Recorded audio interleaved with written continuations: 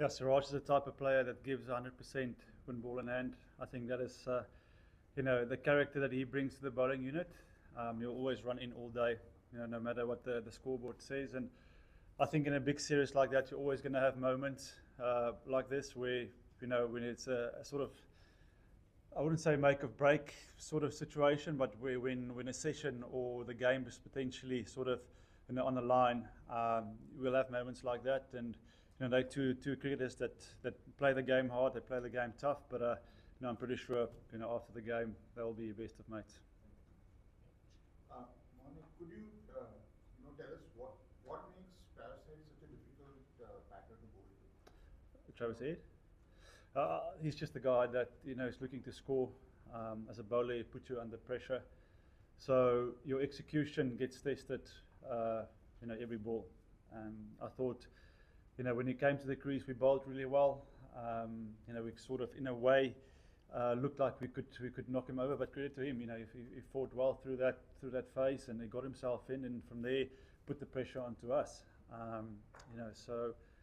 For us, I think with the ball, we were sort of a little bit slow to react, and going from maybe plan A to plan B, especially with 10 overs to go before the second new ball. I think we leaked a bit of runs there from one side, and that's something that we need to look at and get better at, because he's definitely a player. Once he gets that momentum, once he gets a bit of a feel of the wicket, he's going to put you under pressure. And he had a very good record against India. Some of his knocks really hurt India. So is there a lot of discussion about him and how to counter him? No, for sure. I mean, he's one of the guys going into this test match. We spend a lot of time, having conversations about Travis. He batted well in the first test match as well, and like I said, he's a guy in that middle order with Mitch that they guys and Alex Carey that look to take the game away from you. So as a bowler, if you're in your third and fourth spell, it's important that you need to be on the money, because, like I said, they can take the innings or the game away from you. Moni, you said there's some learnings to do when it comes to bowling. Pardon? There's some learnings to Yeah. do when it comes to bowling. Compared to Australian bowlers, what do you think Indians would have done better?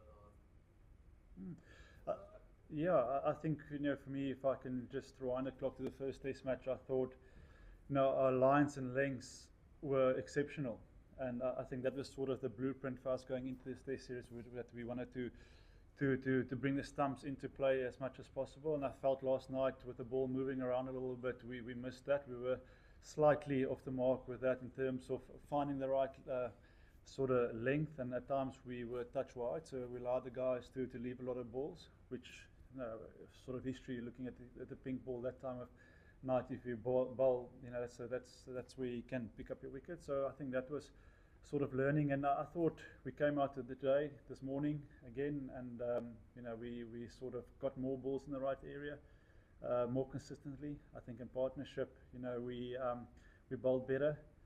But yeah, I think from there, sort of for this young bowling group, Harshad Rana playing his second test match is going to be a big learning curve for him, playing his first time in Australia. So he's a guy that will learn from today, and as a unit we can just look to get better.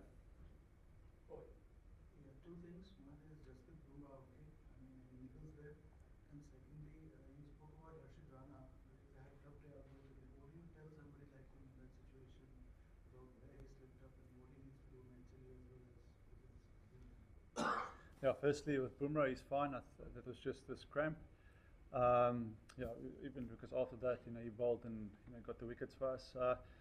Like I said, Test cricket is a tough place. There's no place to hide. And like I said, he's played his second Test match. He's going to learn from those conversations. I think the biggest thing for us and for me, my job is to put my arms, around him today.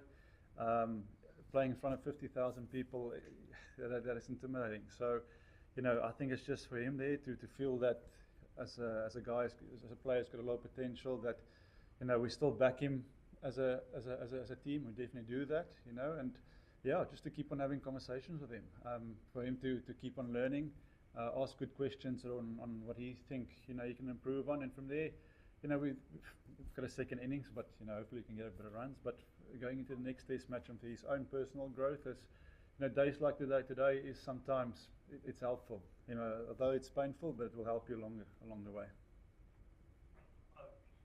Excuse me. Moni, just with pink ball cricket, the way tempo changes so often. I mean, how difficult is it as a bowler to adjust to that tempo, or can you actually even take a breath to kind of focus on what you want to do, or can you it's taken away by the tempo of the game and how quickly it goes? Yeah, that's a good question.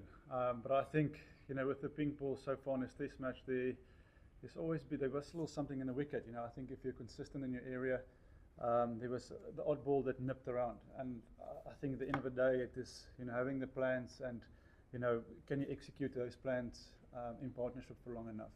And I think that's what Australia has done in this test match currently so far.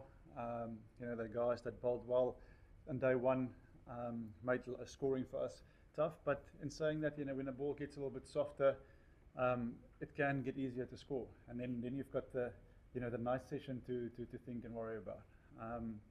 So yeah, in terms of tempo, that is a thing that this team is still figuring out what is the best way to play pink ball cricket, because we don't have a lot of experience in playing the pink ball. So it is learning, but also it's fast learning, because now it's a test match and you're behind the game. I want to know your feelings when you see Rishabh charging over first ball and slamming, and the way it brought a lot of smile to us.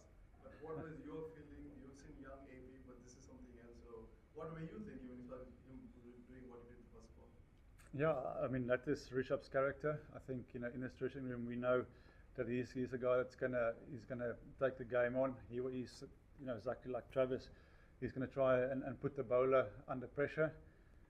Look, if you look at the scoreboard, that's probably not the first shot we expect, but for him, that's the way he's going to get his innings going. And if he scores runs with that, he's still not out tonight. But that's good to him. He's a brave cricketer, and his goal is to really put the bowler under pressure. So that's his blueprint. Hey Moni, you touched on the night session being something to worry about. Do you think the 2 night sessions yesterday and today is where the game pulled away from India? Pulled away, I wouldn't say that. Although coming in this morning, we still felt, we didn't execute and bowl to what we would like. But if we get the ball in the right area, we get 3 in the scoreboard here, we're back in the game. I felt as soon as the ball got a little bit softer this afternoon, in terms of maybe going defensive, a little bit defensive for a longer period of time, was maybe an option to consider. But we want to play that aggressive brand of cricket, and credit to Travis. I don't want to take anything away from a great 100. He really put us under pressure, and we got the runs. So blaming it just on the night session, I can't really say that. It is just a mixed bag at the moment, where we were for a couple of overs not as sharp as we would have liked, and you can't afford to do that against a quality team.